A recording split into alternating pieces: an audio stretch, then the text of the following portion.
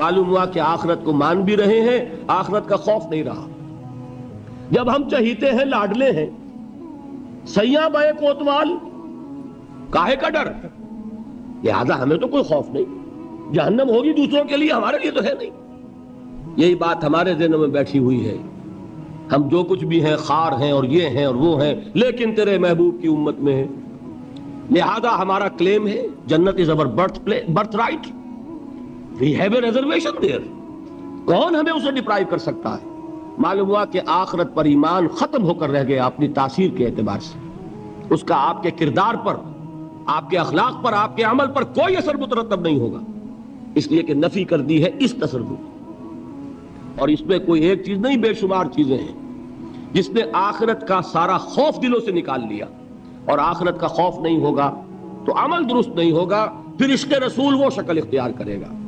کھڑے ہوئے ہیں اور نعت میں زمین و آسمان کے قلابے ملا رہے ہیں، اور شکل دیکھیے تو 12 بجے ہوئے ہیں۔ سنت رسول صلی اللہ علیہ وسلم کی توفیق نہیں ہے، لیکن عشق رسول کے وہ بلند باغ دعوی ہیں کہ معلوم ہوتا ہے کہ اپنی جان اور تن اور من اور دھن سب کچھ ابھی نچھاور کر دیں گے، لیکن یہ ہے کہ رسول کا اتباع نہیں کر سکتے، رسول کے نقش قدم پر نہیں چل سکتے۔ قرآن پر ایمان کے دعوی ہیں، اور قرآن جس شے کو حرام ٹھہرا رہا ہے اسے اپنے لیے جائز کیا ہوا ہے۔ اللہ کے رسول فرماتے ہیں ما آمن بالقرآن من استحل محارمہ، جو قرآن کی حرام کردہ کسی شے کو اپنے لیے حلال ٹھہرا لے، اس کا قرآن پر کوئی ایمان نہیں۔ یہ سب کچھ کیوں ہے؟ آخرت کا خوف ہے۔ قرآن مجید میں پہلی وحی جو آئی تھی اقرا، ان 5 آیات کے بعد 3 آیات ہیں، کاش کہ کوئی، جو میں نے آپ کو پہلے بتایا اس فلسفی کا نام جس نے 2 کتابیں لکھی، کانٹ، کاش کہ کوئی اسے یہ 3 آیات پڑھا دیتا۔ اقبال نے کہا تھا نا نیٹشے کے بارے میں، اگر ہوتا وہ مجذوب فرنگی اس زمانے میں تو اقبال اس کو سمجھاتا مقام کبریا کیا ہے۔ اگر کانٹ کہیں ہوتا اور اسے یہ 3 آیات کوئی پڑھا دیتا، کلا ان الانسان لیطغی، انسان میں بغاوت، سرکشی، تعدی، ظلم یہ پیدا ہو ہی جاتا ہے، دست درازی کر بیٹھتا ہے، دوسروں کا حق مار بیٹھتا ہے۔ کیوں؟ الراہ استغنا، کہ وہ دیکھتا ہے کوئی پکڑ نہیں ہے۔ اگر میں انگارہ ہاتھ میں پکڑوں ہاتھ جل جائے گا، اگر زبان پر رکھوں زبان جل جائے گی، جھوٹ بولوں کچھ نہیں ہوگا، چھالا بھی نہیں پڑے گا، جلنا تو بہت دور کی بات ہے۔ میں حرام خوری کر رہا ہوں، مجھے کوئی تکلیف نہیں پہنچ رہی، پھل رہا ہوں، پھول رہا ہوں، پھیل رہا ہوں، میری عزت بڑھ رہی ہے، لوگ میرے سے جھک کر مل رہے ہیں، سب کو معلوم ہے کہ حرام سے کما رہا ہوں، سب کو معلوم ہے اسمگلر ہوں، سب کو معلوم ہے بلیک مارکیٹیئر ہوں، لیکن پیسہ ہے میرے پاس، بڑے بڑے لوگ آتے ہیں، علماء آتے ہیں اور وہ مجھ سے ہاتھ ملاتے ہیں، تو مجھے کیا ضرورت پڑی ہے کہ میں حرام خوری چھوڑوں؟ ہے نا یہ بات؟ دنیا میں ان افعال کا نتیجہ نہیں نکل رہا۔ یہ ہے وجہ کہ جس کی وجہ سے انسان سرکشی میں، تعدی میں، ظلم میں، غلط کاری میں، حرام خوری میں بڑھتا چلا جاتا ہے۔ اس کا علاج کیا ہے؟ ان الی ربک الرجعی، یقیناً تیرے رب کی طرف لوٹ کر جانا ہے۔ دیر ضرور ہے، اندھیر نہیں ہے، بدلہ مل کر رہے گا، ہر ایک کو اپنے کیے کا پورا پورا بدلہ۔ ایک میں آپ کو خطبہ سناتا ہوں، نہج البلاغہ کا جو بھی مرتب ہے اس نے حضور کے کچھ خطبات بھی جمع کیے ہیں۔ حضور کا ایک سادہ سا خطبہ ہے، اس سے آپ کو اندازہ ہوگا ایمان بالآخرہ پر کس درجے حضور نے زور دیا ہے۔ واللہ لتموتن کما تنامون، خدا کی قسم تم سب کے سب مر جاؤ گے جیسے روزانہ رات کو سو جاتے ہو۔ ثم لتبعثن کما تستيقظون، پھر تمہیں اٹھا لیا جائے گا جیسے روزانہ صبح کو بیدار ہو جاتے ہو۔ ثم لتحسبن بما تعملون، پھر تمہارا حساب کتاب لیا جائے گا ان اعمال کا جو کر رہے ہو۔ ثم لتجزون بالاحسان احسانا وبالسوء سوءا، اور پھر تمہیں لازماً بدلہ مل کر رہے گا، بھلائی کا بھلا بدلہ اور برائی کی بری سزا۔ اور وہ کیا ہے؟ وَإِنَّهَا لَجَنَّةٌ أَبَدًا أَوْ لَنَارٌ أَبَدًا، یا آگ ہے ہمیشہ ہمیش کے لیے اور یا جنت ہے ہمیشہ ہمیش کے لیے۔ یہ زور ہے کلام نبوی میں اس ایمان بالآخرہ کے لیے۔ قرآن مجید میں آپ دیکھیں گے آخری پارے کی وہ صورتیں جو ابتدا میں نازل ہوئی ہیں سارا زور آخرت پر. القارعہ مالقارعہ وما ادراک مالقارعہ یوم یکون الناس کالفراش المبثوث وتکون الجبال کالعہن المنفوش فاما من ثقلت موازینہ فہو فی عیشۃ راضیہ واما من خفت موازینہ فامہ ہاویہ وما ادراک ما ہی نار حامیہ. میں ایک مثال دے رہا ہوں. الحاقہ مالحاقہ وما ادراک مالحاقہ اما یتساءلون عن النبأ العظیم الذی هم فیہ یختلفون کلا سیعلمون ثم کلا سیعلمون. سارا زور آخرت پر ہے، اس لیے کردار بنتا ہے اس آخرت پر یقین کے نتیجے میں. عمل درست ہوگا اس آخرت پر یقین کے نتیجے میں تو ایمانیات ثلاثہ کی ایک دوسرے کے ساتھ جو نسبت و تناسب ہے اہمیت کے اعتبار سے، اس کے لیے یہ الجبرے کے فارمولے کی طریقے سے یہ حقیقت ذہن نشین کر لیجئے. علمی اصولی نظری علمی اعتبار سے اصل اہمیت ایمان باللہ کی ہے، قانونی فقہی شرعی اعتبار سے اصل اہمیت ایمان بالرسالت کی، اخلاقی عملی اعتبار سے اصل اہمیت ایمان بالآخرہ کی ہے. یہ میرا گفتگو کا 5واں باب ختم ہوا. اب ہے اہم ترین باب، 6واں باب، ایمان کے 2 درجے. یوں تو ایمان کے درجات بے شمار ہیں. ایک ایمان میرا اور آپ کا، ایک ایمان ابو بکر اور علی کا رضی اللہ تعالی عنہما. کوئی نسبت و تناسب ہے؟ کتنے درجے ہوں گے؟ وہ درجات گنے نہیں جا سکتے، ناممکن. لیکن جان لیجئے کہ ان کو 2 بڑے بڑے حصوں میں ہم تقسیم کر دیں گے. ایک ایمان ہے قانونی ایمان، اسی کے لیے ایک اصطلاح ہے اسلام. ایک ایمان ہے حقیقی ایمان، جس کے لیے ایک دوسرا لفظ ہے یقین. ان 2 چیزوں کو علیحدہ علیحدہ سمجھ لیجیے. دیکھیے تصدیق میں نے کہا تھا ایمان کے معنی تصدیق ایک ہے زبان سے. ہاں آپ صحیح کہہ رہے ہیں، آپ اللہ کے رسول ہیں، میں نے مان لیا جو خبر آپ دے رہے ہیں، میں نے قیامت کو مانا، بعث بعد الموت کو مانا، اللہ کو مانا، اس کے اسماء کو مانا، اس کے صفات کو مانا. میں گواہی دیتا ہوں اشہد ان لا الہ الا اللہ واشہد ان محمد رسول اللہ. یہ کیا ہے؟ اقرار باللسان. اس کا نتیجہ کیا نکلا؟ کوئی ہندو ہو، سکھ ہو، پارسی ہو، عیسائی ہو، بدھ مت کا ماننے والا ہو، پھر یہ چوڑا ہو، چمار ہو، کسے باشد، آج یہ جملہ زبان سے نکالے، وہ دفعتاً کیا ہو گیا؟ مسلمان. کوئی یہاں لمبا چوڑا سفر نہیں ہے. مسلمان ہونے کے لیے کوئی لمبے چوڑے ریچولز نہیں ہیں، کوئی لمبی چوڑی رسومات کا سلسلہ نہیں ہے. جو شخص یہ کہہ دے اور اقرار باللسان، ہم اسے مسلمان مان لیں گے. الا یہ نوٹ کر لیجئے، مغالطہ ہو جاتا ہے بعض لوگوں کو. الا یہ کہ بعد میں یہ معلوم ہو کہ وہ کوئی ایسی بات بھی مانتا ہے جو اسلام کی یا حضور کی دی ہوئی بنیادی تعلیمات کے خلاف ہے.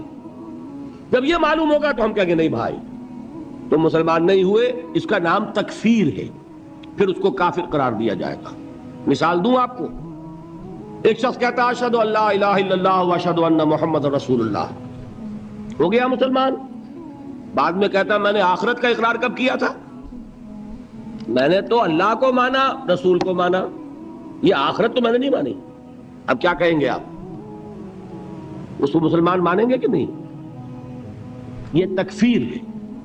جب تک ہمیں معلوم نہیں کہ وہ آخرت کا منکر ہے، صرف کلمہ شہادت کی بنیاد پر اسے مسلمان مانا جائے گا. لیکن جب معلوم ہوا کہ وہ آخرت کا منکر ہے، اب اس کی تکفیر ہو جائے گی کہ نہیں تو مسلمان نہیں ہو، کافر. بالکل اسی طرح جب تک ہمیں معلوم نہیں کہ کوئی شخص جو کلمہ شہادت پڑھ رہا ہے وہ ختم نبوت کا منکر ہے، اس وقت تک وہ مسلمان مانا جائے گا. لیکن جب یہ معلوم ہو جائے کہ وہ ختم نبوت کا منکر ہے، اس کی تکفیر کی جائے گی. اس لیے کہ محمد الرسول اللہ نے جیسے خبر آخرت کی دی، ویسے ہی خبر اپنی نبوت کی اختتام اور تکمیل کی دی. تو یہ جو ہے اسلام یا ایمان قانونی، اس کا تعلق ہے اقرار باللسان سے. اس کی بنا پر ہم دنیا میں کسی کو مسلمان مانتے ہیں. لیکن ایک ہے تصدیق دل سے. سمجھ رہے ہیں بات؟ یہ دل سے تصدیق ہوگی تو حقیقی ایمان ہوگا. اگر دل سے تصدیق نہیں ہے، زبان سے تصدیق ہے، تو اسلام تو ہو جائے گا، ایمان نہیں ہوگا. بات سمجھ میں آئی؟ تو ایک ایمان کا قانونی درجہ ہے. اچھا، دل کی تصدیق کی بات ایسی ہے، ہر شخص سمجھ سکتا ہے، اس کو ہم ویریفائی نہیں کر سکتے. آج تک بھی، آج کیا تاریخ ہے؟ 12 دسمبر 1985 تک بھی کوئی آلہ ہمارے پاس ایسا نہیں جس کے ذریعے سے ہم دل میں اسے اتار کر یہ دیکھ لیں کہ ایمان ہے کہ نہیں ہے. نہیں ہے نا؟ تو ایمان کی جو دنیا کا ایمان ہے، اس میں دل کی بات زیر بحث نہیں آئے گی. بات سمجھ رہے؟ مجبوری ہے ہماری. We can't know it, we can't verify it. ہم نے کسی کے دل میں اتر کر نہیں دیکھا. ہو سکتا ہے، دیکھیے، کوئی ہندو، کوئی سکھ پاکستان میں آتا ہے جاسوس کی حیثیت سے، وہ مسلمانوں کی شکل بنائے گا کہ نہیں؟ داڑھی بھی رکھے گا، خوب نماز سیکھ کے آئے گا، خطرہ کرا کے آئے گا، تاکہ کوئی آڑا وقت آئے اور ویریفیکیشن ہونے لگے تو میری آئیڈینٹی جو ہے مسلمان کی تسلیم ہو جائے. اور ہو سکتا ہے ہمارے ہاں بارڈر ایریاز میں کوئی امام مسجد بن کے بیٹھا ہوا ہو اور وہ ہندو جاسوس ہو. کیا اس کے دل میں ایمان ہے؟ نہیں. وہ بنا ہوا مسلمان ہے، لیکن ہمیں مسلمان ماننا پڑے گا. کیوں؟ unless you can prove it otherwise. آپ کے پاس کیا ثبوت ہے؟ ثبوت مل جائے گا تو آپ اسے پکڑ کر جیل میں ڈال دیں گے جاسوسی کے جرم میں. لیکن یہ کہ جب تک آپ کے پاس کوئی ثبوت نہیں ہے، you will have to accept him as a Muslim. اس لیے کہ مسلمان ہونے کے لیے قانونی طور پر ایمان کا تقاضا پورا کرنے کے لیے صرف اقرار باللسان ہے. دل کی تصدیق کو اس میں ہم کہیں زیر بحث لا ہی نہیں سکتے. It's impossible. یہی معاملہ اچھی طریقے سے سمجھ لیجئے.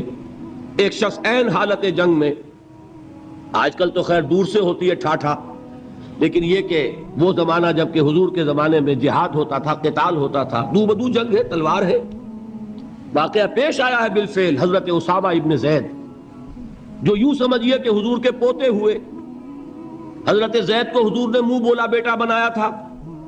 وہ تو جب سورہ احزاب نازل ہوئی اور اللہ نے فرمایا کہ اسلام میں کوئی منہ بولا بیٹا نہیں ہے، لوگ انہیں کہا کرتے تھے زید ابن محمد. حضور نے ان کو متبنہ بنایا ہوا ہے. پھر ان کو کہا گیا زید ابن حارثہ. تو ان کے بیٹے ہیں حضرت اسامہ، اور حضور انتہائی محبت کرتے تھے. ان کا یہ واقعہ ہوا، ایک جنگ میں ایک کافر کے ساتھ مقابلہ ہوا. حضرت اسامہ نے جبکہ بالکل وہ زد میں آ گیا، تلوار ان کی اٹھی ہوئی تھی، اس نے فوراً کلمہ پڑھ دیا، اشہد ان لا الہ الا اللہ واشہد ان محمد رسول اللہ.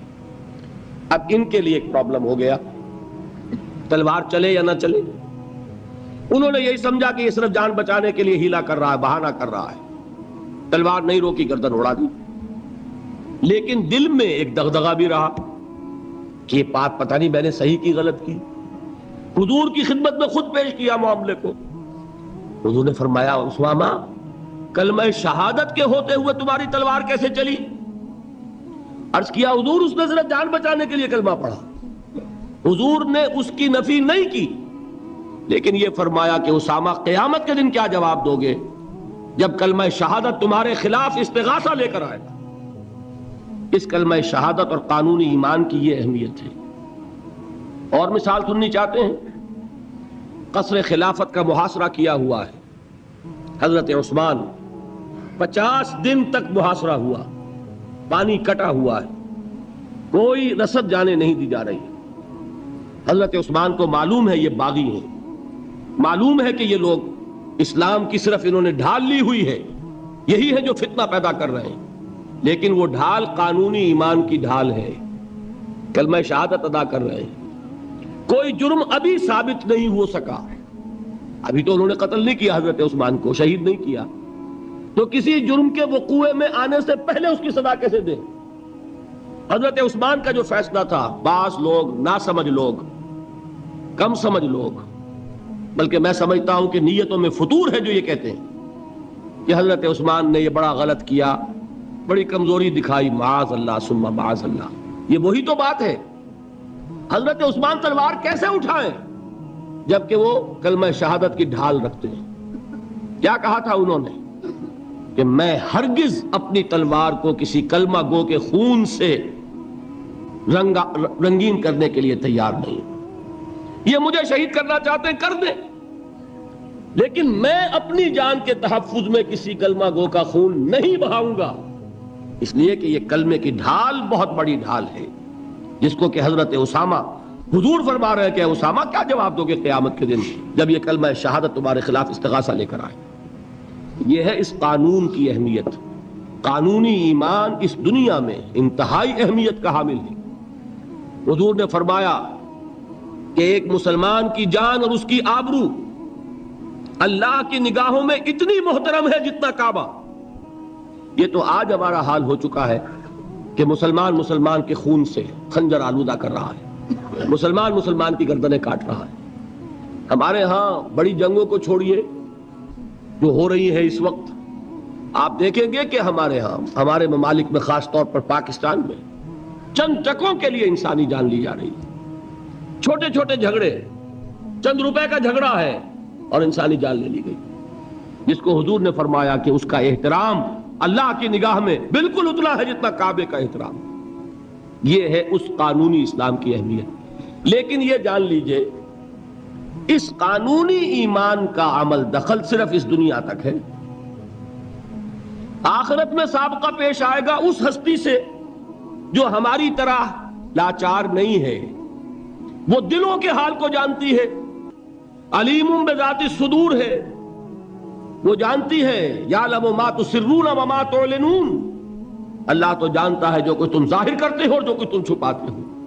واللہ علیم بذات الصدور، وہ تمہارے سینوں کی کیفیت کو جانتا ہے۔ لہذا یہ قانونی ایمان کیا مانی؟ اگر صرف اقرار باللسان ہے اور تصدیق بالقلب نہیں ہے، یہ ایمان دنیا میں معتبر ہوگا، دنیا میں ایک مسلمان کی حیثیت سے تسلیم کرا لے گا، اس کو تمام لیگل رائٹس، تمام constitutional rights of a Muslim in an Islamic state, تمام legal and moral rights of a Muslim in an Islamic society, he will be entitled to everything. ہر حق اسے حاصل ہے، لیکن آخرت میں معاملہ ہوگا اس ایمان حقیقی کی بنیاد پر جو قلبی تصدیق کے ساتھ۔ تصدیق ہے تو مومن قرار پائے گا، تصدیق قلبی نہیں ہے تو مومن نہیں قرار پائے گا۔ یہ البتہ ہے اس تصدیق قلبی کے مدارج ہوں گے، یقین کی گہرائی، جیسا کہ میں عرض کر چکا، کہاں ابو بکر اور علی اور عمر اور عثمان اور طلحہ اور زبیر، کہاں سلمان فارسی، کہاں ابو ذر، کہاں ان کا ایمان، کہاں ہم میں سے کسی کا ایمان، زمین و آسمان کا فرق ہوگا۔ لیکن بیسیکلی تصدیق بالقلب ہوگا تو آخرت میں ایمان جو ہے تسلیم کیا جائے گا، اور اگر تصدیق بالقلب نہیں ہے تو دنیا میں چاہے وہ مسلمانوں کا بڑا لیڈر مانا جاتا ہو، وہ مسلمانوں کا رہنما تسلیم کیا جاتا ہو، یہاں کے سینسس کے رجسٹرز میں اس کا مذہب اسلام لکھا گیا ہو، کتنی ہی بڑی سے بڑی سند لے کر وہ چلا جائے اور آپ اس کے کفن میں بھی رکھ دیں کہ یہ دنیا میں مسلمان مانا جاتا تھا، اور مسلمان ہی نہیں مسلمانوں کا قائد اور رہنما مانا جاتا تھا، یہاں کی ساری سندیں اور یہاں کے ساری سینسس رپورٹس وہاں جو ہے پرے کاہ کے برابر وقت نہیں رکھتی۔ وہاں تو ایمان ہوگا دل کا تو ایمان ہوگا تسلیم، اور اگر تصدیق قلبی نہیں ہے تو اقرار باللسان کی بنیاد پر کوئی شخص وہاں مومن نہیں مانا جائے۔ یہی وجہ دیکھیے اس ایمان مجمل کے الفاظ کو پھر دہرائیے، کتنے جامع الفاظ ہیں۔ میں خراج تحسین ادا کرتا ہوں اس عالم کو کہ جس نے یہ الفاظ مرتب کیے، اس لیے کہ یہ الفاظ حدیث میں نہیں ہیں، یہ کسی بہت بڑے عالم اور امام، میں تحقیق نہیں کر سکا کس کے ہیں، لیکن یہ کہ کوئی بہت گہرا جو معرفت ہے دین کی، دین کا فہم، جس کو کہ تفقہ فی الدین کہا گیا ہے، ایک ان ڈیپتھ انڈرسٹینڈنگ آف دین جن کو حاصل تھی، وہی یہ لفظ متعین کر سکتا ہے۔ آمنت باللہ कमा हुआ बिअस्माइही व सिफातिही व क़बिलतु जमी अहकामिही। आगे क्या है? इक़रारुम बिल लिसान व तस्दीक़ुम बिल क़ल्ब। मैं जबान से इकरार कर रहा हूं, दिल से तस्दीक कर रहा हूं। दोनों चीजें हैं तो कानूनी ईमान भी मुहैया हो गया, हकीकी ईमान भी मुहैया हो गया। और अगर ये दोनों चीजें नहीं है, सिर्फ इकरारुम बिल लिसान है, तो वो दुनिया में मुसलमान समझा जाएगा। अगर तस्दीक कल्बी नहीं है, आखिरत में वो मोमिन शुमार नहीं होगा। अच्छा, एक और शक्ल भी हो सकती है। हो सकता है तस्दीकुम बिल कल्ब हो, लेकिन इकरार ना करे, यहां वो शख्स भी यहां मुसलमान नहीं माना जाएगा। वहां का मामला अल्लाह के हवाले है, वो इंडिविजुअल केस है, अल्लाह ताला जैसे चाहे उससे मामला करे। लेकिन यहां मुसलमान और मोमिन मनवाए जाने के लिए इकरारुम बिल लिसान लाजमी है। किसी शख्स को लाख यकीन हो, अबू जहल ने भी इकरार किया था जब उससे सवाल किया गया कि क्या तुम्हारा यह ख्याल है कि मोहम्मद झूठ कह रहे हैं सल्लल्लाहु अलैहि वसल्लम? उन्होंने कहा नहीं, मोहम्मद ने कभी झूठ नहीं बोला। फिर सवाल किया गया, फिर उनकी बात क्यों नहीं मानते? उसने साफ इकरार किया, मैं ये कहा करता हूं give the devil his due. वो अबू जहल है, कुफार का चोटी का लीडर, हुजूर का निहायत यूं कहिए कि दुश्मन। लेकिन यह कि उसको भी अगर उसके अंदर कोई बात थी तस्लीम कीजिए, give the devil his due. उसने झूठ नहीं बोला, सच बोला। उसने कहा मैं कभी नहीं मानता ये कि हुजूर ये मोहम्मद सल्लल्लाहु अलैहि वसल्लम झूठ बोलते हैं, कभी झूठ नहीं बोला। भाई मानते क्यों फिर नहीं? कहने लगा कि हमारे और इनके दरमियान एक मुसाबिकत और मुकाबला चल रहा था। ये कबाइल के अंदर आपको मालूम है मुकाबला होता है एक दूसरे से आगे बढ़ने का। कहीं घोड़ा आगे बढ़ाने पे झगड़ा और कहीं पानी पीने पिलाने पे झगड़ा। तो कुरैश एक कबीला है, कुरैश के घराने हैं ये, बनु हाशिम, बनु उमैया, बनु अदी, बनु तीम, बनु फला। तो उसने कहा कि हमारे और बनु हाशिम के दरमियान एक मुकाबला था, मुसाबकत थी। हम कंधे से कंधा लगाए आ रहे हैं आज तक, हमने आगे नहीं निकलने दिया बनु हाशिम को। इन्होंने सखावतें की, हमने इनसे बढ़कर की। इन्होंने लोगों को खाने खिलाए, हमने बड़े दस्तरखान बिछा दिए।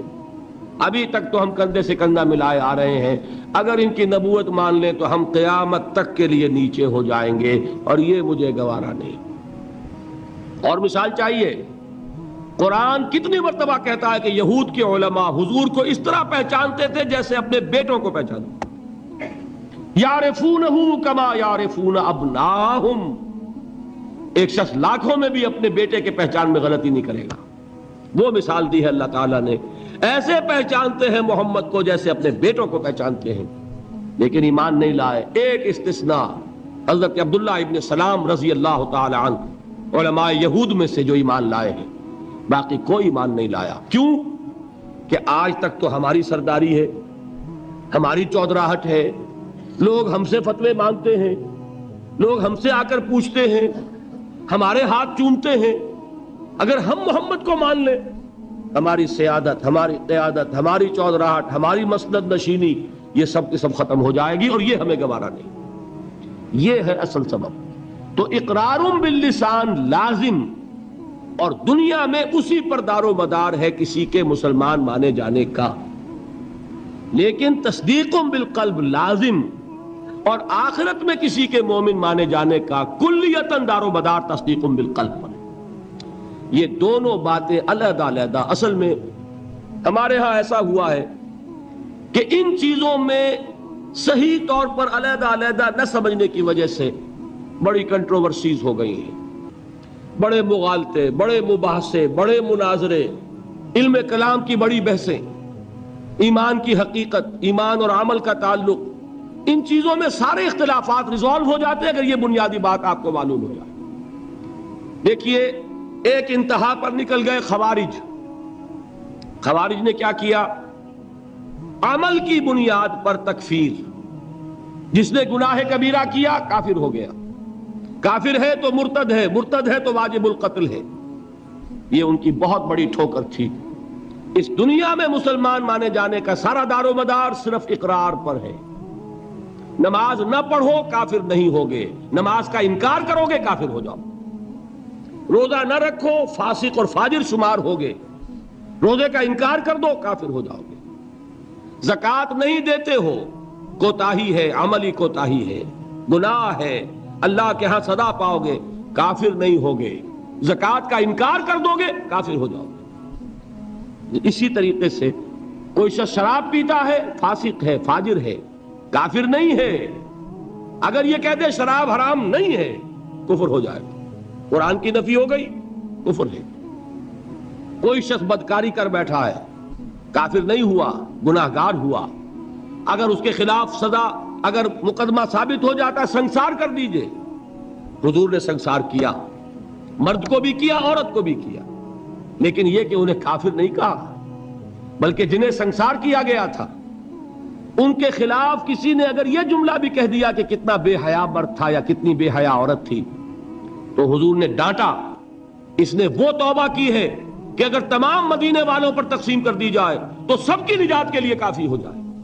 حالانکہ مدینے میں منافقین بھی بھرے ہوئے تھے، حضور نے فرمایا اتنی بڑی توبہ کی اس اللہ کی بندی نے، خطا ہو گئی، جذبات کے رو میں آ کر کوئی کیا نہیں کر بیٹھتا، لیکن آپ ذرا غور کیجئے، اس اللہ کی بندی کا تصور کیجئے جو خود چل کر آتی ہے، حضور مجھ سے وہ خطا ہو گئی ہے جس کی سزا رجم ہے، آپ مجھے پاک کر دیجئے، میں اللہ کے ہاں نہیں جانا چاہتی، مجھے آپ وہ سزا دے کر اس دنیا میں پاک کر دیں۔ حضور نے اپنا رخ پھیر لیا، وہ پھر آئی، حضور نے پوچھا دماغ خراب تو نہیں ہے؟ نہیں حضور مجھ سے وہ خطا ہو گئی۔ اب مجبور ہو کر آپ پوچھتے ہیں حمل تو نہیں رہ گیا؟ یہ حضور رہ گیا، تو پھر اس ننھی جان کا کیا قصور ہے؟ جرم تمہارا ہے، اس کا کوئی جرم نہیں، جاؤ وضع حمل کے بعد آنا۔ وہ اللہ کی بندی وضع حمل کے بعد پھر حاضر، حضور پیدائش ہو چکی ہے، اب مجھے پاک کر۔ ذرا تصور کیجئے، جس کو کہا جاتا ہے وحشیانہ سزا، اور واقعہ یہ کہ اس سے زیادہ سخت موت کا آپ تصور نہیں کر سکتے۔ یہ کوئی الیکٹرک چیئر والی موت نہیں ہے کہ ایک کرنٹ گیا اور ختم ہوئے، یہ پھانسی کی موت نہیں ہے کہ ایک جھٹکا اس کے بعد انسان کو کچھ پتہ نہیں۔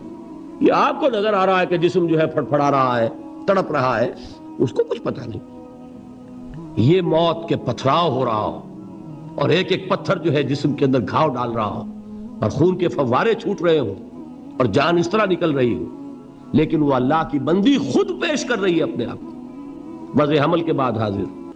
حضور نے فرمایا ابھی تو اس بچے کی زندگی کا دار و مدار تم پر ہے، جاؤ ابھی دودھ پلاؤ۔ پھر آتی ہے، بچے کے ہاتھ میں ٹکڑا ہے روٹی کا، کھا رہا ہے۔ حضور دیکھیے اب یہ روٹی کھانے لگا ہے، اب مجھے پاک کر دیجیے۔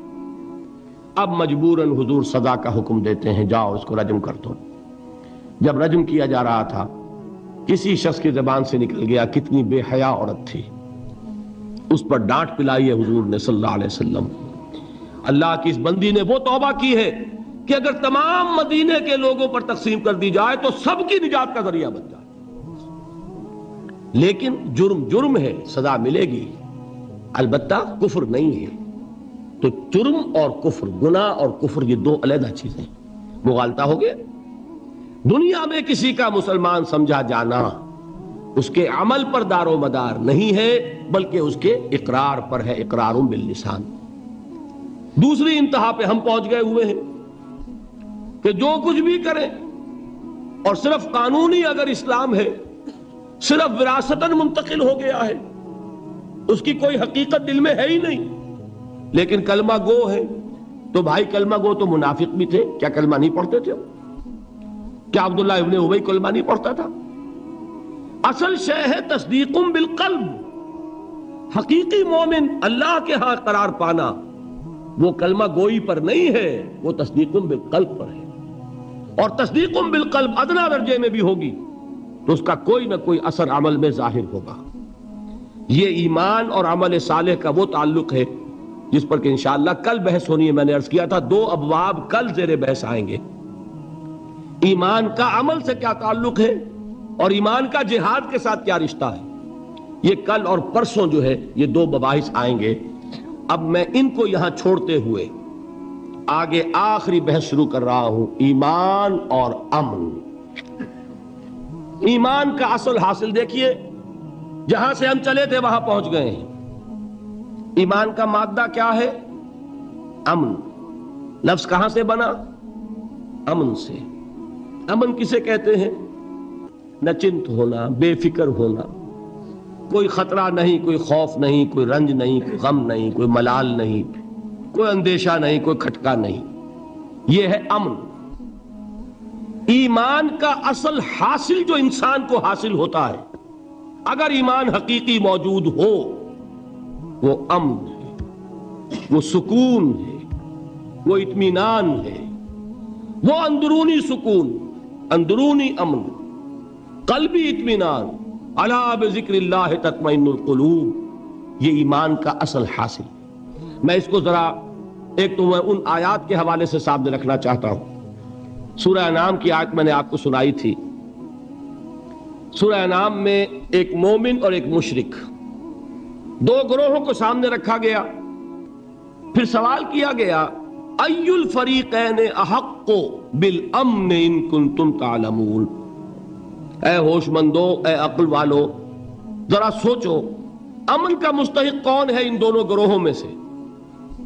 ایک اللہ کا ماننے والا، توحید کا ماننے والا، آخرت کا ماننے والا، رسالت کا ماننے والا، ایک مشرک ہے، منکر ہے، کافر ہے، ملحد ہے۔ امن کسے حاصل ہوگا؟ سوال کیا گیا اور اب جواب خود دیا گیا۔ الذین آمنوا ولم یلبسوا ایمانہم بظلم اولئک لہم الامن وہم مہتدون۔ وہ لوگ جو ایمان لائیں اور اپنے اس ایمان میں شرک کی آمیزش نہ کریں۔ اب اس پر ایک مکمل تقریر میری ہونی ہے، وہ جو 17 تاریخ کی آپ کو بتائی گئی۔ شرک کسے کہتے ہیں؟ شرک کی اقسام کیا ہے؟ شرک کی قسمیں کیا ہیں؟ اس کا بھی بڑا محدود تصور ہے ہمارے ذہنوں میں۔ بہرحال اس پورے تصور کو اس وقت اپنے ذہن میں فرض کر کے جو شخص شرک سے بچ جائے اور ایمان رکھتا ہو، وہ ہے امن کا حقدار، وَهُمُ الْمُهْتَدُونَ، اور وہ ہے ہدایت یافتہ، ہدایت پانے والے۔ ایمان اور امن کا یہ رشتہ ہے۔ ایک اور حوالے سے اس کو ذہن میں بٹھا لیجئے، جب آپ نئے مہینے کا چاند دیکھتے ہیں، ہلال دیکھتے ہیں، تو کیا دعا مانگتے ہیں؟ اگر اللہ نے توفیق دی ہے، اگر آپ نے یاد کی ہے دعائے مسنونہ، کیا الفاظ ہیں؟ اللہم اہلہ علینا بالامن والایمان والسلامت والاسلام۔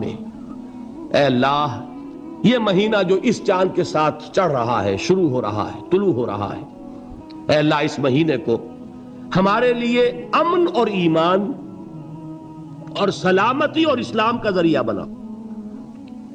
معلوم ہوا امن کا تعلق ایمان سے اور سلامتی کا تعلق اسلام سے۔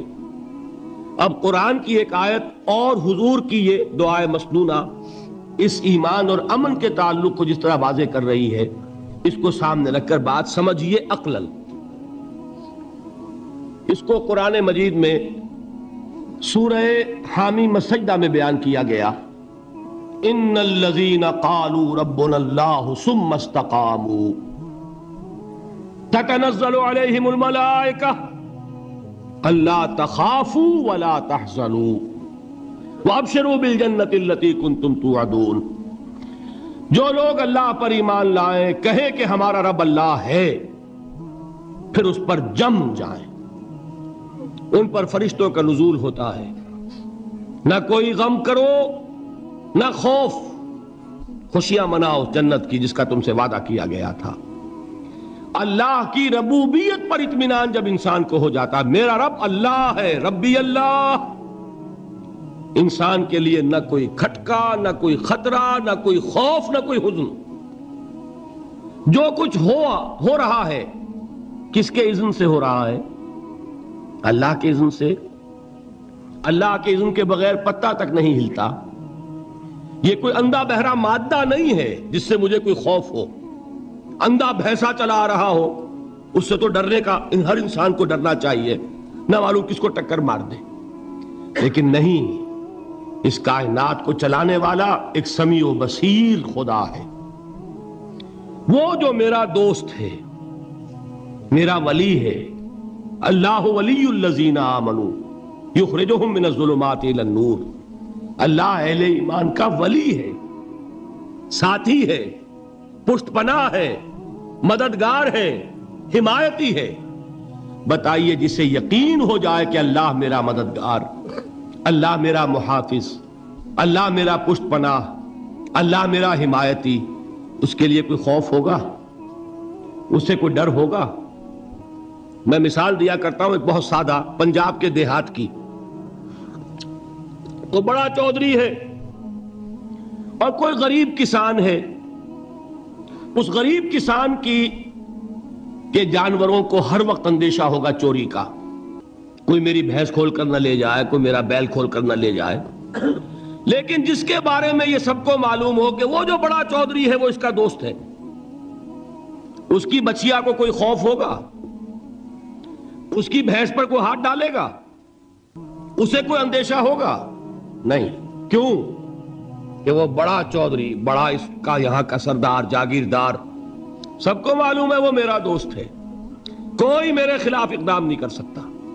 اس دنیا میں یہ چھوٹی سی بات اگر آپ کے دلی اطمینان اور سکون کا باعث بن سکتی ہے تو ذرا تصور کیجئے۔ میں لفظ تصور استعمال کروں گا صرف اس لیے کہ اس کا ہم جس کو کہتے ہیں ادراک اور شعور کر نہیں سکتے، اگر کے ساتھ کر سکتے۔ اگر یقین ہو کہ اللہ میرا مددگار اور یقین ہو کہ اللہ ہر آن میرے ساتھ ہے، پھر کوئی خوف؟ کس کا خوف؟ کوئی شے اللہ سے بالا تر ہے؟ کوئی قوت اس سے زیادہ طاقتور ہے؟ کوئی اس کے ارادے کو بدلنے والا ہے؟ کوئی اس کی مشیت کے آڑے آنے والا ہے؟ یہی بات ہے جو حضور نے فرمائی۔ یہ ایمان کا حاصل ہے لب لباب کہ دیکھو اچھی طرح اس بات کو ذہن نشین کر لو، اگر تمام انسان مل کر تمہیں کوئی نقصان پہنچانا چاہے نہیں پہنچا سکتے مگر جو کچھ اللہ نے لکھ دیا ہو، اور تمام انسان مل کر تمہیں کوئی نفع پہنچانا چاہے نہیں پہنچا سکتے مگر وہ شے جو اللہ نے طے کر دی۔ آپ پھر میں کہوں گا ذرا طاری کیجئے، اسے فرض کیجئے، اسے سوچئے۔ اگر اس حدیث پر ہمارا دل ٹھکا ہوا ہو تو کسی سے ڈر ہوگا؟ یہ مجھے نقصان نہ پہنچا دے، یہ میری رپورٹ خراب نہ کر دے، یہ میری انکریمنٹ نہ رکوا دے، یہ میرا یہ نہ بگاڑ دے، یہ میرے یہ نقصان نہ پہنچا دے۔ اس کا ڈر، اس کا ڈر، اس کا خوف، اس کی خوشامد، اس کے لیے جا کر طرح طرح سے اپنی عزت نفس کو ذلیل کروانا اس کے سامنے، یہ سب کچھ کیوں کرتا ہے انسان؟ جب سمجھتا ہے کہ اس کے ہاتھ میں میرا کوئی نفع ہے، اس کے ہاتھ میں میرے لیے کوئی ضرر ہے، یہ مجھے کوئی گزن پہنچا سکتا ہے، یہ مجھے کوئی نقصان پہنچا سکتا ہے، یہ میرا کوئی کام بنا سکتا ہے، یہ میری کوئی ضرورت پوری کر سکتا ہے، اسی کا نام شرک ہے۔ جہاں آپ نے یہ سمجھا کہ غیر اللہ کے اندر کوئی طاقت موجود ہے وہی شرک ہے۔ بتوں سے تجھ کو امیدیں، خدا سے نومیدی، مجھے بتا تو صحیح اور کافری کیا ہے؟ شرک تو یہ ہے۔ جس پر بھی تمہیں یہ خیال ہے کلمہ ہے، یہ کلمہ سوم لا حول ولا قوت الا باللہ، ذرا اس پر دل کو کبھی اگر آپ تصور کریں، پھر فرض کریں، دل ٹھک جائے اس پر، کوئی طاقت نہیں۔ یہی بات تھی جو شیخ عبد القادر جیلانی رحمت اللہ علیہ نے اپنی وصیت میں اپنے بچے سے کہی۔ 11ویں دینے والے ہیں لیکن حضرت شیخ عبد القادر جیلانی کی وصیت اور تعلیمات کو کتنے لوگ ہیں جو جانتے ہو؟ یہ جن مقامات تک پہنچے ہیں وہ کس چیز کی بدولت پہنچے؟ انہوں نے جو پیغام دیا وہ کیا تھا؟ اے میرے بچے، جس طریقے سے قرآن مجید میں حضرت لقمان کی نصیحتیں جو ہے نقل کر دی گئی ہیں، میں یہ عرض کروں گا بالفرض اگر قرآن حضرت عبد القادر جیلانی کے بعد نازل ہوا ہوتا تو شیخ عبد القادر کی یہ نصیحتیں بھی قرآن میں درج ہوتی۔ اتنی اونچی نصیحتیں ہیں۔ اے میرے بچے، اس حقیقت کو ذہن نشین کر لے، لا فاعل فی الحقیقت ولا مؤثر الا اللہ۔ اس کائنات میں نہ کوئی فاعل حقیقی ہے نہ مؤثر حقیقی ہے سوائے اللہ کے۔ کسی شے میں کوئی تاثیر نہیں اگر اللہ نہ چاہے۔ آگ جلا نہیں سکتی اگر اللہ نہ چاہے، پانی ڈبو نہیں سکتا اگر اللہ نہ چاہے، زہر ہلاک نہیں کر سکتا اگر اللہ نہ چاہے، کوئی چیز فائدہ نہیں پہنچا سکتی اگر اللہ نہ چاہے۔ تو در در پہ کیوں سر جھکاتے ہو؟ در در پر کیوں جبیں سائی کرتے ہو؟ سب کے سامنے کیوں ہاتھ پھیلاتے ہو؟ ایک اللہ سے مانگو، ایک اللہ کے سامنے زمین پر اپنی جبین رکھو. لا فاعل فی الحقیقت ولا مؤثر الا اللہ. نظر آتا ہے ہمیں کہ پانی پیاس بجھا دیتا ہے، پیاس بجھانے کی صلاحیت پانی میں نہیں ہے، اللہ کے اذن سے. کھانا بھوک مٹا دیتا ہے، بھوک مٹانے کی صلاحیت کھانے میں نہیں ہے، اذن رب میں ہے. دیکھیے یہی یقین تھا. حضرت موسیٰ علیہ السلام کا واقعہ یاد کیجئے. سامنے سمندر آ گیا ہے، قوم دیکھتی ہے پیچھے کہ گرد و غبار کا طوفان ہے. معلوم ہوا کہ فرعون اپنے لشکر سمیت آ گیا ہے. لشکر جب چلتا تھا تیز رفتاری کے ساتھ تو گرد و غبار کا جو طوفان اٹھتا تھا اس کا تصور کیجئے. اور لمحہ بلمحہ وہ قریب آ رہا ہے. پوری قوم نے کیا کہا؟ اے موسیٰ انا لمدرکون، اے موسیٰ ہم کو پکڑے گئے. قرآن مجید نے تو یہاں وہ باتیں نہیں لکھی ہیں، لیکن تورات میں یہ درج ہے کہ بنی اسرائیل جھگڑنے لگے، دست و گریبان ہو گئے موسیٰ کے ساتھ. موسیٰ ہمیں یہاں مروایا لا کر، اس سے تو ہم ہی بہتر تھے. وہاں کھانے کو ملتا تھا، زندگی تو تھی، بیگار ہم کر رہے تھے، موت تو نہیں تھی. اب جو کچھ ہوگا اس کا تصور کرو، جس طریقے سے ہمارے ٹکڑے اڑائے جائیں گے. تو لڑ رہے ہیں حضرت موسیٰ علیہ السلام سے. یہ تورات کی تفصیل ہے. قرآن میں صرف اتنا آیا ہے، پریشان ہو کر انہوں نے کہا انا لمدرکون، موسیٰ ہم تو پکڑے گئے. اس وقت موسیٰ کا جواب کیا ہے؟ کلا ان معی ربی سیہدین. نہیں، میرے ساتھ میرا رب ہے، وہ راستہ دے گا. بتائیے کہاں راستہ نظر آ رہا ہے؟ یہ ہے ایمان بالغیب. راستہ نظر نہ آئے تب اللہ پر یقین ایمان ہے. جیب میں پیسے ہوں اور تب دل کو اطمینان ہے تو ایمان کس پر ہوا؟ پیسے پر، اللہ پر نہیں. جب وسائل و ذرائع نہ ہو اور پھر یقین ہو کہ اللہ مسبب الاسباب ہے، وہ اسباب کا پابند نہیں ہے، وہ اسباب کا محتاج نہیں ہے، اسباب اس کے محتاج ہیں. اگر یہ یقین ہے تو اللہ پر ایمان ہے. یہ نہیں ہے تو تمہارا ایمان اسباب پر ہے، وسائل پر ہے، ذرائع پر ہے، مادیات پر ہے، اللہ پر نہیں. اس وقت کہاں راستہ تھا؟ کوئی راستہ تھا؟ سمندر ہے اور ادھر سے لشکر آ گیا ہے. کلا ان معی ربی سیہدین. اب دیکھیے ایمان کہہ دینا آسان ہے، ہوا معکم اینما کنتم، جہاں کہیں بھی تم ہوتے ہو اللہ تمہارے ساتھ ہوتا ہے. لیکن اس کا یقین قائم ہو جائے تو زمین و آسمان کا فرق واقع ہو جائے. یہی بات ہوئی حضور کے ساتھ. غار ہے، چھپے ہوئے ہیں محمد الرسول اللہ اور آپ کے وہ یار غار ابو بکر صدیق رضی اللہ تعالی عنہ. اقبال نے حضرت ابو بکر کی شان میں چند اشعار کہیں صرف، لیکن واقعہ یہ ہے کہ بھاری بھاری نظموں پر اور قصیدوں پر بھاری ہے. طویل ترین نظمیں اور قصیدے ہوں ان پر بھاری ہے. ہمت ابو بکر کی ہمت جو ہے، کشت ملت را چو ابر، جیسے بارش سے کھیتی اپجتی ہے، ابو بکر کی ہمت اور عزیمت اس امت کو اسی طرح سینچنے والی ہے. ثانیے اسلام و غار و بدر و قبر، وہ دوسرے تھے اسلام میں، دوسرے. پہلے کون تھے؟ انا اول المومنین، حضور فرماتے ہیں سب سے پہلا ایمان لانے والا میں. دوسرے ابو بکر.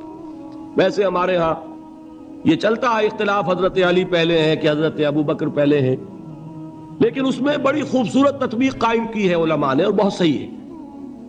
چار کے بارے میں فیصلہ ہی مت کرو کہ کون پہلے ہے. ان کی ایک عجیب تقسیم کر دی ہے.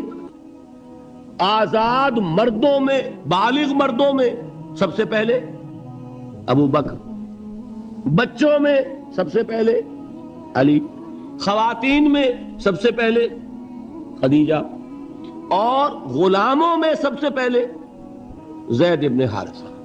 بڑی پیاری تقسیم ہے. یہ چاروں ہی پہلے ہیں. ہر ایک کے لیے اولیت ہے. اور واقعہ یہ ہے کہ اگر زمانی اعتبار سے تعین ہوگا تو پہلے خدیجۃ الکبریٰ آئیں گی رضی اللہ تعالی عنہ.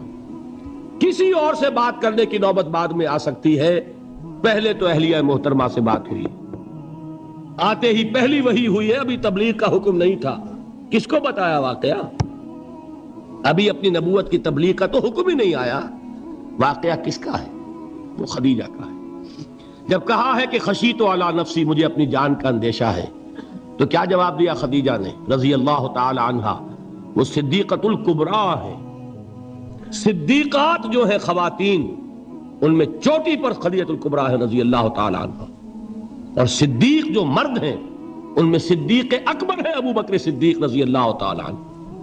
لیکن صدیقات میں چوٹی پر. جب حضور نے فرمایا خشیت علی نفسی، کیا فرمایا؟ کیا عرض کیا؟ کیسے تسلی دی؟ نہیں، اللہ آپ کو ضائع نہیں کرے گا. آپ غریبوں کے ہمدرد ہیں، آپ مساکین کے تکالیف رفع کرنے والے ہیں، آپ بیواؤں کی سرپرستی کرتے ہیں، آپ مسافروں کی خدمت کرتے ہیں، اللہ آپ کو ضائع نہیں کرے گا.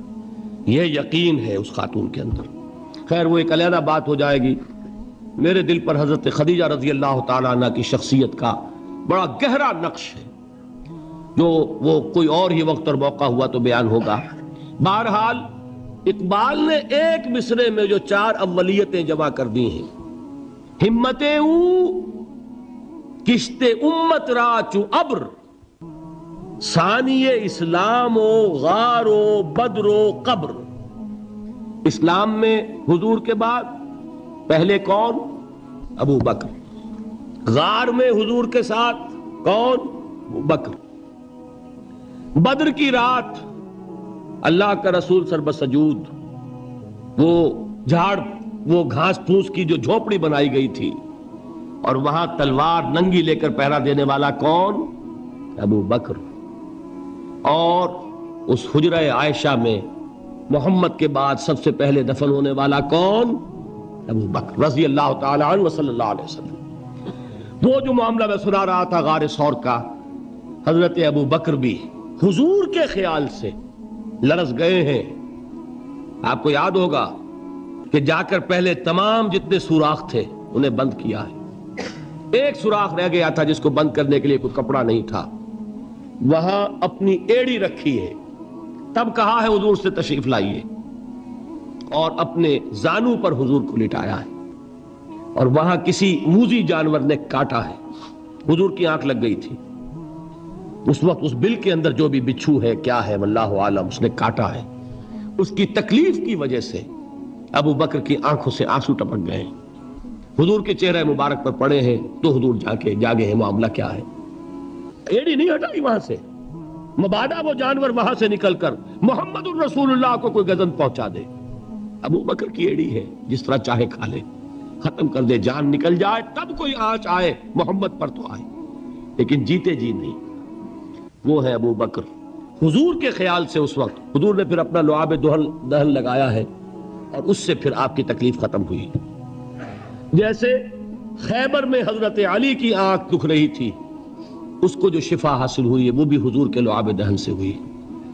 تو بہرحال اس وقت انہوں نے کہا ہے کہ اے نبی یا رسول اللہ، اگر اس وقت ان میں سے کسی نے غیر ارادی طور پر بھی اپنے قدموں کی طرف جھانک لیا تو پکڑے جائیں گے. کیا جواب تھا اللہ کے رسول کا؟ لا تحزن ان اللہ معنا. اللہ ہمارے ساتھ ہے، کیوں گھبراتے ہو ابو بکر؟ یہ ہے ایمان باللہ. میرا مالک اللہ، میرا رازق اللہ، میرا محافظ اللہ، میرا مددگار اللہ، میرا پشت پناہ اللہ، میرا دوست اللہ. یہ دوستی ہے اللہ کی جو لب لباب ہے، حاصل ہے ایمان کا. اسی کا نام ولایت ہے. اولیاء اللہ کے سروں پر سینگ نہیں ہوتے. جس کے دل میں ایمان راسخ ہو چکا ہو وہی اللہ کا ولی ہے. جسے اللہ پر یقین ہو چکا ہے وہی اللہ کا ولی ہے. جسے یقین ہے اللہ میرے ساتھ ہے، میرا مددگار، میرا پشت پناہ، میرا ساتھی، میرا دوست، میرا محبوب، میرا محب. اللہ اہل ایمان سے محبت کرتا ہے. واللہ یحب الصادقین. ان اللہ یحب الذین یقاتلون فی سبیلہ صفا کانہم بنیان مرصوص. اللہ محبت کرنے والا، اہل ایمان محبوب، اور اہل ایمان محبت کرنے والے اللہ محبوب. والذین آمنوا اشد حبا للہ. آپ تصور کیجئے جسے یہ رشتہ ایمان یا رشتہ ولایت حاصل ہو جائے، الا ان اولیاء اللہ لا خوف علیہم ولا هم یحزنون، آگاہ ہو جاؤ اللہ کے دوستوں کے لیے نہ کوئی خوف ہے نہ کوئی حزن ہے.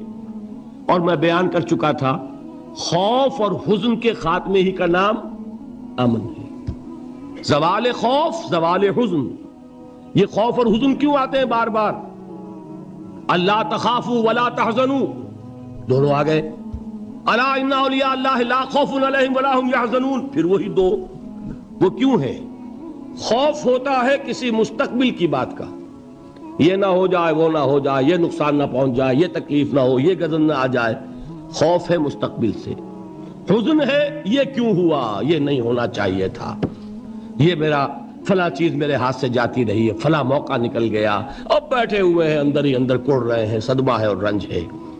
اور جو اللہ پر ایمان رکھتا ہے وہ جانتا ہے ما اصاب من مصیبت فی الارض ولا فی انفسکم الا فی کتاب من قبل ان نبرأها ان ذلک علی اللہ یسیر لکی لا تعصوا علی ما فاتکم ولا تفرحوا بما آتاکم واللہ لا یحب کل مختال فخور. اس زمین میں یا تمہاری جانوں میں کوئی تکلیف، کوئی مصیبت نہیں آ سکتی سوائے اس کے کہ جو اللہ نے لکھ دی ہو اس سے پہلے کہ وہ ظاہر ہو. جس کو یہ حقیقت معلوم ہو گئی اس کو یہ طرز عمل اختیار کرنا چاہیے. جو چیز چھن جائے، جاتی رہے، چھوٹ جائے، اس پر افسوس نہ کرو. کس نے چھینی؟ دوست نے. دوست کے فیصلے پر شکایت. دوستی کو بٹا لگا رہے ہو، سرے تسلیم خم ہے جو مزاج یار میں آئے. اگر دوستی ہے تو پھر تو تمہیں گردن جھکانی چاہیے کہ ہر چے ساقی ماریخت عین الطاف است، جو بھی میرا ساقی میرے پیالے میں ڈال دے اس کا کرم ہے. جو اس کی طرف سے آئے اس پر کوئی رنج نہیں، کوئی صدمہ نہیں، کوئی غم نہیں، کوئی شکایت نہیں، کوئی شکوہ نہیں. اور جو ہوگا وہ اس کے اذن کے بغیر نہیں ہوگا، اور اس کا اذن ہوگا تو یقیناً میرے لیے خیر ہی خیر ہے، چاہے وہ ناگوار شے ہو، بظاہر مجھے اچھی نہ لگ رہی ہو، میری شارٹ سائٹڈنس میں مجھے وہ نظر آ رہی ہے کہ میرے لیے بری ہے. لیکن قرآن نے کہا ہے عسیٰ ان تکرہوا شیئا وہو خیر لکم وعسیٰ ان تحبوا شیئا وہو شر لکم واللہ یعلم وانتم لا تعلمون.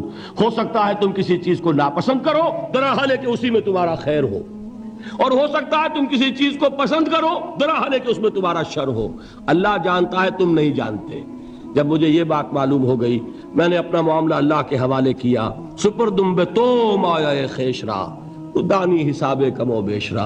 اے رب جو تو چاہتا ہے وہ ہو، تیرے علم میں جو شے میرے لیے خیر ہے وہ ہو جائے.